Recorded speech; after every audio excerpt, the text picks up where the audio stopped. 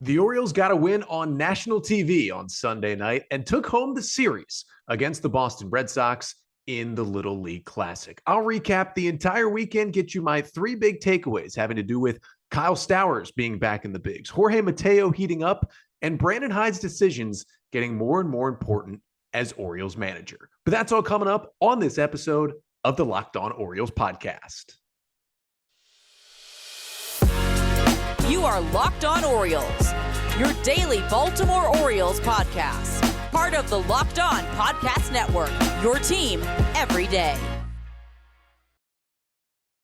Hey there, Orioles fans. Today is Monday, August 22nd, 2022, and welcome back in to the Locked On Orioles podcast, part of the Locked On Podcast Network, your team every day. As always, I'm your host, Connor Newcomb. And coming up on today's episode, we are going to recap a weekend series win for the Orioles as they take 2 out of 3 from the Boston Red Sox, culminating with a national TV victory on Sunday Night Baseball in the Little League Classic in Williamsport on Sunday night to take 2 of 3 and keep themselves right in the mix in the wild card chase. I'll get you my 3 big takeaways from the weekend having to do with Kyle Stowers, Jorge Mateo, and Brandon Hyde, among others. And then at the end of the pod, make sure to stick around because I will announce the winner of the Cedric Mullins 30-30 bobblehead. But first, just want to thank you for making Locked On Orioles your first podcast listen of the day. Locked On Orioles, free and available on all podcast listening platforms. Make sure you leave a 5-star rating and a review wherever you can. And right here on the Locked On Orioles YouTube page, hit that red subscribe button.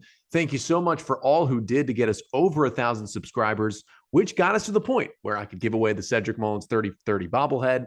You'll find out who the winner is at the end of today's podcast. But thank you for making Locked On Orioles your first podcast listen of the day. For your first listen today, O's and Red Sox as the Orioles take 2 out of 3 from the Sox over the weekend. The first game Friday night, wow, that was certainly a baseball game. I was in attendance to see the Orioles beat the Red Sox 15-10 in game 1 on Friday. It was 15-10 in the 6th inning as well. A wild game in which the O's got 3 in the second, 3 in the third, 4 in the fourth, and 5 in the fifth. Just dominated Red Sox pitching to take the first game. But the O's offense went silent on Saturday. They tried to rally late, but it was just a little too late as they lost 4-3 in game 2. So the rubber match was Sunday night, the Little League Classic up in Williamsport, Pennsylvania on ESPN on Sunday Night Baseball. And the O's take it 5-3, the big hit coming from Jorge Mateo, the bases clearing double in the 8th inning. So the O's, they do get the 2 out of 3 they wanted. You got to keep winning series. They get to 63-58 with the 2 wins. And they sit 2.5 games back of actually all 3 wild card teams right now. The Mariners, Rays, and Blue Jays are all tied in the wild card standings right now. And then the Orioles and Twins are both tied as well at 2.5 games back. So everybody in it, and Boston and the Chicago White Sox took a little bit of a step back over the weekend as well. But let's get to my first big takeaway from the weekend. And obviously, the big headliner that we learned on Friday afternoon is that Kyle Stowers was coming back to the big leagues to join the Orioles. And really what we saw from Kyle Stowers is a lot of the different things you're going to see from Kyle Stowers on a baseball field. Now, there was a handful of roster moves that were made on Friday to get Stowers to the big leagues. Stowers came up to the bigs along with Nick Vespi and Richie Martin. All 3 were called up from AAA on Friday. In the moves to create space, Logan Gillespie was sent back down to AAA. Taron Vavra was sent to the paternity list. Congrats to Taron and his partner for having their first child. And the third move was the Orioles DFA'd Brett Phillips, who, of course, wasn't really doing much offensively, wasn't playing much, and he has been designated for assignment. Now, the O's did a good job. They were actually able to bring Nick Vespi up, even though it hadn't been 15 days for him, because they put Vavra on the paternity list. That's technically treated like an injury list. So you can then bring up Vespi before the 15 days since his last option. Nice workaround by the Orioles. We expect Vavra to be back by Tuesday's game. Most likely, you'll see Richie Martin go back down to AAA. Richie did not play in any of the games this weekend. But obviously, the big news was Kyle Stowers as he comes up on Friday after He had really been hitting the ball well in AAA. And of course, we saw Stowers in those 2 games in Toronto back in mid-June when the Orioles went to Toronto for the first time to play a 4-game series. And Anthony Santander and Keegan Aiken at that time were still unvaccinated. So Stowers was able to join the Orioles at that time. And despite not being on the 40-man roster, he could come up to the O's. He played in 2 of those 4 games, went 1 for 7 with a double, an RBI, and 4 strikeouts. So he did get his first major league hit, then was sent back down. And we are just now seeing him here 2 months later. But I mean, he played in AAA at the end of 2021, spent all of this year in AAA as well. And he had over 500 AAA plate appearances before finally getting to the big leagues for good. And his AAA stats were pretty good this year. 95 games, 407 plate appearances in 2022 with the Norfolk Tides. Hit .264 with a .357 on base and a .527 slugging percentage for Stowers. 19 home runs, 29 doubles. Now, he did have his strikeout issues in those 95 games, 104 strikeouts to 45 walks for Stowers, but that's the kind of hitter he is. He will strike out, and we saw that this weekend. He will walk from time to time, but he will make up for it with the power. All those extra base hits that he had in Norfolk, 51 extra base hits, that makes up for the strikeout. So we got to see Stowers, and he did play in all 3 games this weekend. Started Friday and Sunday, and then came off the bench as a pinch hitter on Saturday. And all in all, it was a 2 for 11 with 2 singles, 2 RBIs, 5 strikeouts, and no walks for Stowers. Now, a lot of the strikeout issues did come on Sunday when he made his national TV debut. Stowers had the golden sombrero, 0 for 4 with 4 strikeouts in the Sunday night game. But he did come up with 2 hits on Friday, which was good to see from Kyle Stowers, 2 hard hit balls for singles. Also just missed a home run on Friday in his first Camden Yards at bat. Came up in the 2nd inning, hit a fly ball to the warning track in right field that was caught just inches away from the wall. Thought he might have left the yard. That would have been great. And, he did not start on Saturday against Michael Wacha, who's much better against lefties.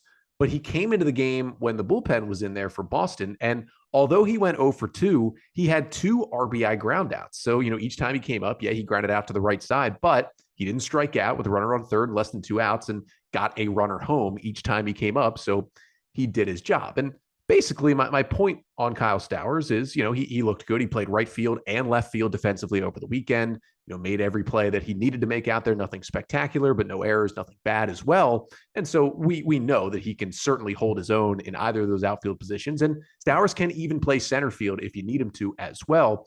But what we really looked at is we got the Stowers experience. You saw the game where he goes 0 for 4 with 4 strikeouts, but you also see the game Friday where he hits the ball hard 3 times and really looks like a power threat from the left side. And even we saw Saturday, he's a guy who, if he doesn't start, maybe gets a tough lefty, you can still bring him off the bench and he can be successful for your team. So all in all, listen, the Orioles were having a bad offensive week. I talked about it on Friday's episode.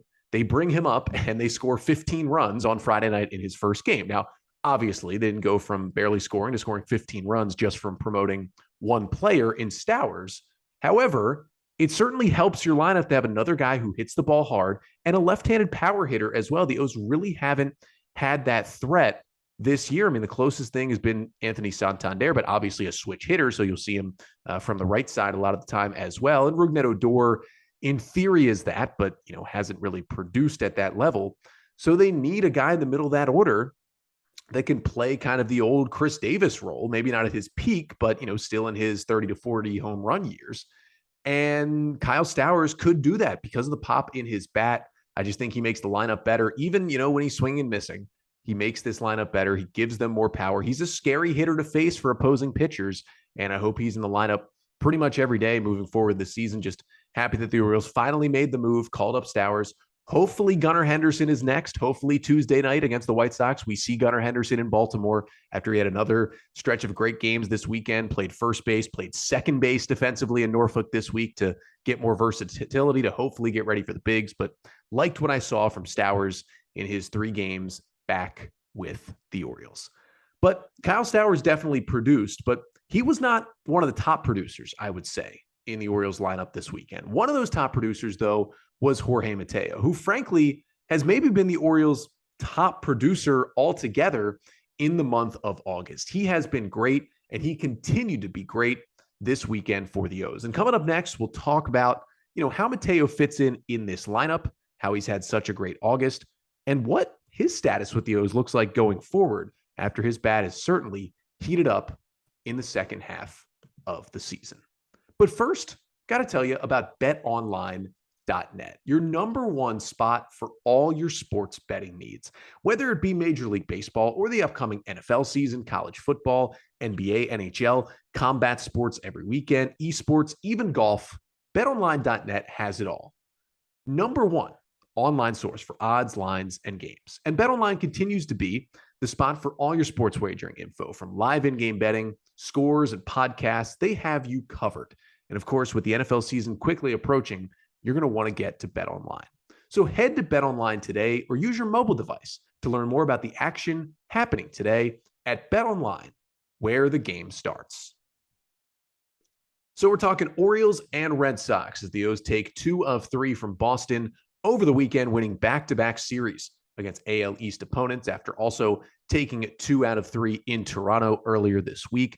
And I get to my second big takeaway from the weekend, and that is Jorge Mateo is playing his way into maybe being the Orioles starting shortstop on opening day of 2023. And yeah, he's going to need to sustain more of this for that to be the case, especially with Gunnar Henderson coming up, Jordan Westburg looming, and the fact that the O's should spend on a free agent infielder this offseason. But if Jorge Mateo is playing like he has been playing in the month of August, he is an incredibly valuable player for the Orioles. And you look at Jorge Mateo, he is top 3 in WAR, according to Fangraphs, for the O's. It's Rutschman, Mullins, and Mateo right now. Now, a lot of that is the infield defense. He has been a Gold Glove caliber shortstop this year. And it's either going to be him or Jeremy Pena of the Astros that wins that Gold Glove. And really, it should be Mateo with how good he has been. And a lot of his value comes from there. But beyond that, the bat has finally come around here in August. And this weekend just continued that for Mateo. He goes 5 for 13, starting all 3 games at shortstop. And he hit for the cycle, not in one game, but throughout the weekend. He had a double, a triple, a home run, and 2 singles, 6 RBIs. Now, did have 3 strikeouts to no walks, but still that's not big strikeout numbers once per game. You'll take that from Jorge Mateo. And even one of his strikeouts on Saturday's game, he had a really good take on a 3-2 pitch that was clearly down and away for ball 4, should have been a walk. It was a called strike 3, really changed the game on Saturday. It was a tough strike zone in that Orioles loss. But I just love what I'm seeing from Jorge Mateo. Yeah, he's elevating the ball a little bit better, and he's hitting the ball a little bit harder. And, he's making better swing decisions, not swinging and missing nearly as much as he had early in the year, especially on those breaking balls from righties down and away. But this August, he has been a different hitter. His numbers in the month of August, 23 for 68. That is a 338 average with a 392 on base. He is slugging .618 in August. That is an OPS over 1,000 for Jorge Mateo as we get late into the month of August here. He's got 4 homers in the month, 5 doubles, driven in 16 runs. And here's the kicker, just 12 strikeouts in August. Now, again, it's only 5 walks for Mateo, but 12 strikeouts in, this amount of games. We're looking at 18, 19 games for Jorge Mateo and just 12 strikeouts. You will take that every day of the week. And again, he's hitting for more power, which has been huge. And he's coming up with these clutch hits as well. He really had a huge hit in each of the Orioles' 3 games this weekend. Of course, you look back to Friday, he got the offense started for the Orioles. They were trailing 2-0 in the bottom of the second. Jorge Mateo comes up with 2 runners on. He gets a hanging breaking ball, and he just launches that thing into orbit. And because of the new wall, it landed in the first row in left field, but that thing was crushed for a 3-run homer. He was so excited celebrating, rounding first, he actually missed the bag, had to go back and touch first base on that 3-run homer. But he's just been mashing the ball this month. And then you go to Saturday, and it didn't end up bringing the Orioles all the way back, but the O's were down 4-2 in the bottom of the 9th with 1 out. And Mateo just rockets a ball off the base of the wall in left field, ends up being a 1-out triple. He scores on a Stowers RBI ground out, and the O's still lose 4-3, but that could have been a hit that potentially started a rally that could have tied the game in the 9th inning. And then obviously Mateo has the biggest hit of the weekend, and you could argue, that's easily a top 10 biggest hit for the Orioles this year and potentially a top 5 biggest hit for the Orioles this year. Bases loaded, 1 out in the bottom of the 8th on Sunday night, a 2-2 game in the 8th inning. John Schreiber on the mound, who Schreiber has just given the Orioles fits all year. He's been great. And Mateo just lines one down the left field line into the corner, ends up being a bases clearing 3 RBI double for Mateo that gave the Orioles a 5-2 lead that they would not relinquish in Sunday's win. And he's just coming up with more extra base hits. He's hitting the ball harder. He's playing the same elite defense at shortstop. And he's doing most of it out of the 9-hole for the Orioles. And yeah, there's been a couple games, even Saturday, he was hitting 6th and he's hit, 7th and 8th sometimes when the Orioles have some guys like Chirinos or Nevin in the lineup. Mateo moves up. But generally, when the Orioles are putting an A lineup out there, Jorge Mateo is their number 9 hitter. And if you're getting this kind of production from your number 9 hitter, you're in a good spot in a playoff race right here in late August. And listen, Mateo wasn't the only guy who produced this weekend. I mean, obviously, when you score 15 runs on Friday night, if you're the Orioles, other guys have to produce. They had 18 hits in that game. But what was really big for the O's this weekend is it was kind of grouped together of the top of the lineup and Mateo, kind of 9, 1, 2, and 3 in the Oriole lineup did it this weekend because you had Mateo have the big weekend. And then, Cedric Mullins, he reached base 5 times on the weekend, including 2 doubles, 2 walks on Friday. You had Adley reaching base 7 times over the weekend, had that monstrous 2-run home run on Friday night, obviously got in on the action, but also had 2 hits in the loss on Saturday as well, had a hit and a walk on Sunday. And then you have Anthony Santander, who also had a big home run in the game on Friday night that put the Orioles on top. He had 3 hits, a double, a homer, 4 hard hit balls on Friday. Did Santander. He walked on Saturday. He had 3 hits, including a double and an RBI on Sunday. And it was a double that really should have been a home run in any other ballpark, but that ballpark plays huge in Williamsport, hit off the top of the wall, ended up being a 2-bagger for Santander. But those guys were swinging it really well this weekend. And when you added Jorge Mateo was on base in front of them a lot of the weekend, it led to some more run production for the Orioles. And listen, despite 15 runs Friday, they did score 3 runs Saturday. And yes, they had 5 on Sunday, which you'll take, but they had 2 runs through 7 innings. And they scored both of those runs in the first inning Sunday, and then proceeded to have 6 consecutive scoreless innings against Red Sox pitching. So there's still some questions in the lineup, and it still certainly needs a guy like Gunnar Henderson, and it'll get better now that, Taron Vavra is going to come back from paternity leave as well. But to have what you're getting from Jorge Mateo, it can help you get out of a slump. And now the guys at the top are hitting better, and hopefully Stowers starts to swing it, and Arias picks it up, and maybe Hayes can pick it up. And the offense could be back in a spot where they can really do some damage in this playoff chase. But as we know, as I just said, the Orioles are certainly in a playoff chase. And what that means is things are changing for Brandon Hyde. His first 3 years as Oriole manager, 2019, 20, and 21, he was managing a horrendous baseball team. Rarely was there a high leverage spot for Brandon Hyde where the game really mattered. Well, now every night it matters. And Hyde is being tested like he never has before.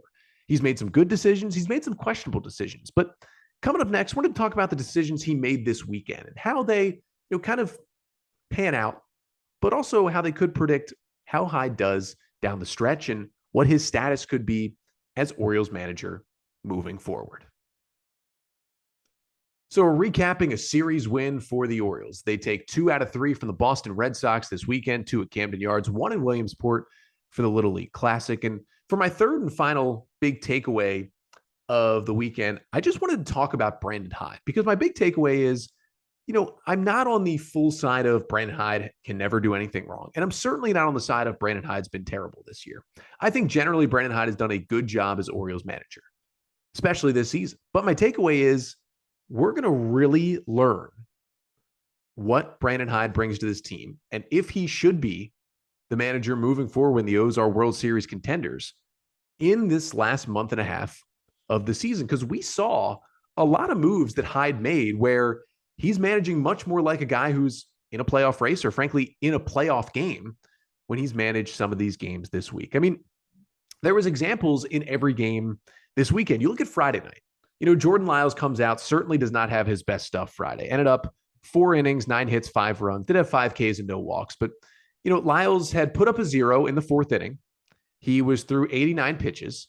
And the Orioles offense went out there and put up a 4 spot in the 4th, and they had a 10-4 lead heading into the 5th inning. You're thinking Jordan Lyles, a guy who has routinely thrown over 100 pitches this year, and you have a 6-run lead, even though he hasn't pitched great. He just had a scoreless inning. You have a 6-run lead. He's at 89. You probably, maybe try to milk one more inning out of him, get him through 5, and then go to the bullpen to try to save your pen a little bit. But I actually respected the decision of Brandon Hyde to go away from Jordan Lyles. Now, did it work out initially? No, it did not, because Keegan Aiken, although the O's did make 2 errors in the 5th inning, including an egregious one by Rougned Odor, and technically Aiken was not charged with any of the 5 runs Boston scored in the 5th inning Friday. It was 2/3 of an inning, 4 hits, 5 unearned runs for Keegan Aiken in that inning. Despite the errors, Aiken did get hit hard, and he did not have his best stuff. And he gave up a 5 spot, let the Red Sox right back in the game. Luckily, the Orioles rebounded with 5 of their own in the bottom of the 5th in that wild Friday night game. But I like the decision by Hyde, because many would say, oh, you're up 6 runs. Lyles is 89 pitches. Doesn't matter how bad he's thrown, get one more inning out of it. But Hyde saw that, the top of the order was still up against Lyles, and guys had been hitting him hard. And, his bullpen was fairly rested for Friday. And he felt like if I go to Keegan Aiken, I can get 2+ innings out of a guy who I've gotten 2+ innings out of many times this year. And he can get us to the back end of the bullpen with this nice, comfortable lead. Now, it was up to Keegan Aiken to pitch way better than he did. And it was up to a guy like Rougned Odor to play better defense than he did in the 5th inning. But what I'm trying to say is, I think that was a good move by Hyde. It was a playoff type move. You don't take any chances, even with a 6-run lead, because you've seen your pitcher for 4 innings not have close to his best stuff. You've got a full bullpen. Go to them. And again, Aiken didn't work out, but Vespi, Tate, Perez, and Bautista all pitched well, and they finished out an Oriole win on Friday. But I think that was an interesting look at how Hyde's going to manage these games down the stretch. And then you go to Saturday. You look at Saturday's lineup. Many people were upset by the lineup that Brandon Hyde put out there on Saturday. Cedric Mullins was sitting. People freaked out. Turns out, hey, guess what? He was banged up after fouling a ball off his foot Friday, was not available for Saturday's game. But you had McKenna and Nevin and Chirinos in the game, which is a tough 7, 8, 9. But what a lot of people failed to realize is that despite the Red Sox starter being a righty in Michael Wacha is one of the most severe reverse splits pitchers in baseball. What that means is, despite being a right-hander, he's actually much better against left-handed hitters than he is against righties. The reason is he has that devastating changeup that falls down and away to lefties, makes it sometimes impossible to hit for left-handers. But for righties, they see that Wacha changeup, which is by far his best pitch. They see it way better, and it shows on the stats. They hit him way better. So he goes with the righties in the lineup. And yeah, those righties did not produce. Ryan McKenna was 0 for 2. Tyler Nevin was 0 for 2. Robinson Chirinos was 0 for 3. But what he did do is, once Wacha came out of the game and John Schreiber, the right-handed reliever, was in there, and Garrett Whitlock as well for the Red Sox, Hyde went to the bench. And Kyle Stowers pinch hit for Ryan McKenna, and Rougned Odor pinch hit for Tyler Nevin. And if Cedric Mullins had been healthy and ready to go, he most likely would have pinch hit for Robinson Chirinos late in that game as well. And pinch hitting those guys kind of helped the Orioles rally a little bit back into that game late, despite still falling 4-3. And, it gives you another good look at, how much Hyde's going to look at the splits and how much he's going to be willing to use his bench throughout the year, even if he does start a guy like McKenna. Or I don't think there's many more starts in Nevin's future. He's probably going down to AAA whenever Gunnar Henderson comes up. But, how willing he is to pinch hit for Robinson Chirinos, because Adley's still going to need his days off every once in a while, and Adley did DH in this game, but Chirinos is going to catch once a week. But he can't hit. He's hitting 180. So how long do you wait until you pinch hit for him and just burn the DH and put Adley in behind the plate? And we're continuing to get kind of a good look at that from Brandon Hyde. And then you go to Sunday, where he had multiple decisions to make. Some went well and some didn't. I think the one really big decision earlier in the game for Hyde was pulling Dean Kramer.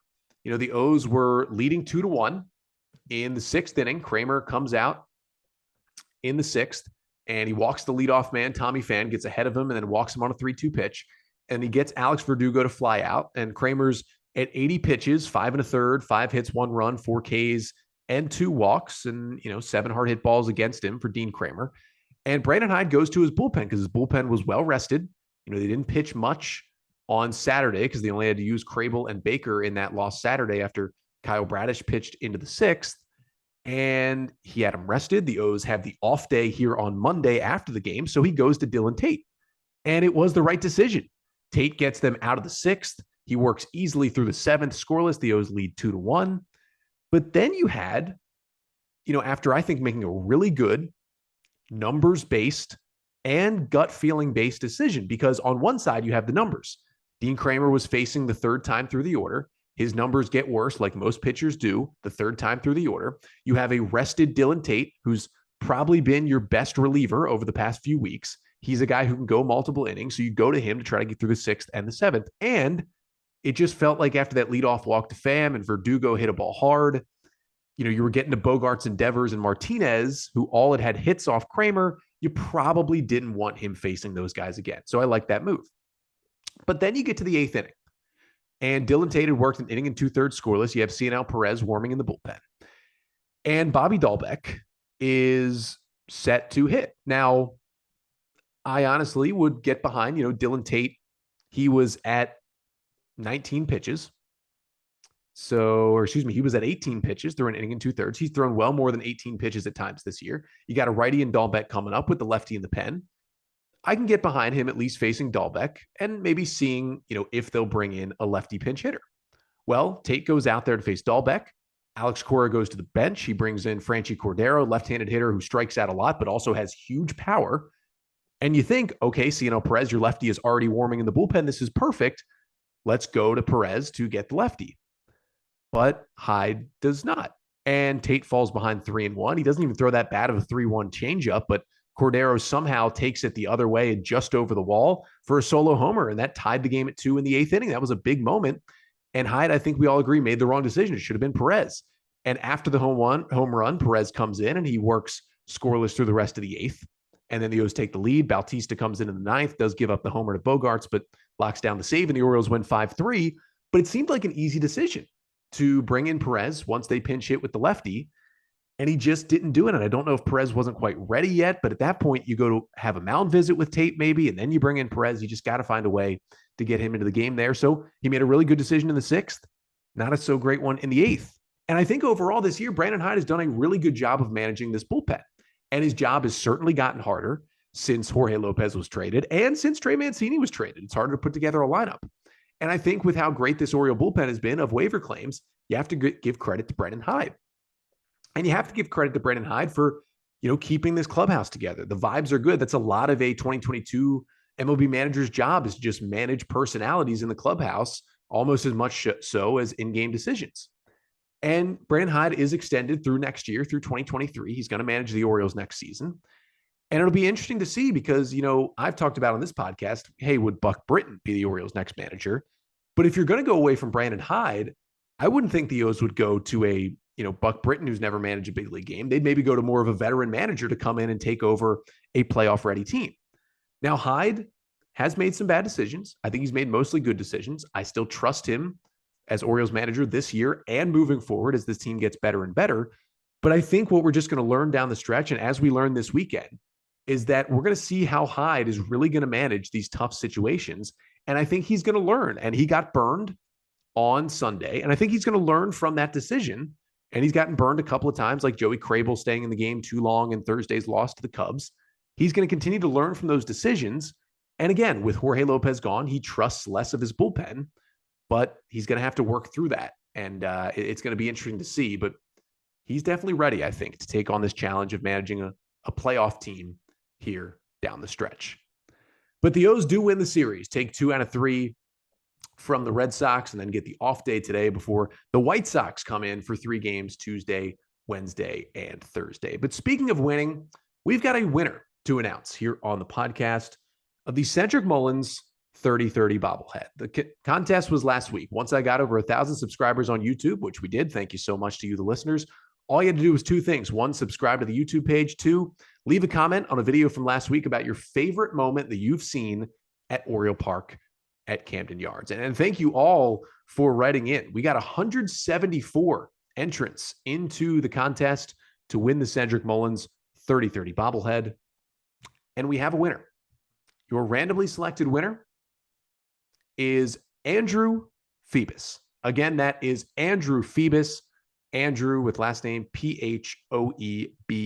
Andrew, sorry if I'm mispronouncing that last name. But Andrew commented, favorite moment for me is either in 2011 when we knocked the Red Sox out of making the playoffs with the last at-bat in the ninth inning, of course, the curse of the Andino game. He said, or in 2014, attending my first ever playoff game and watched the stadium shake when Delman Young stayed true to his form, swinging at the first pitch. Of course, the Delman double in the ALDS in 2014. So congrats again to Andrew Phoebus. You have won the Cedric Mullins 30-30 bobblehead. Andrew, to collect your prize, go ahead and send us an email here at lockedonorioles@gmail.com. Again, that is lockedonorioles@gmail.com to claim your prize, the Cedric Mullins 30-30 bobblehead. Thank you to all who entered. There will be more giveaways like this here on the YouTube page in the coming months, to make sure to stick around for those potential Orioles giveaways, and make sure to stick around for the podcast, people. We got a team in a playoff chase. They're winning series against the AL East. They got the White Sox up next, and I got a podcast up next. Right back with you here tomorrow. We're doing a little more Orioles draft talk. We'll learn about another one of their pitchers. We're going to learn about Zach Showalter, the high school pitcher the Orioles took in the 11th round, an intriguing prospect. We're going to get more info out of him tomorrow, plus preview the Orioles White Sox series. But that's all coming up on Tuesday's episode. Until then, I'm Connor Newcomb, and this has been the Locked On Orioles podcast, part of the Locked On Podcast Network. Your team every day.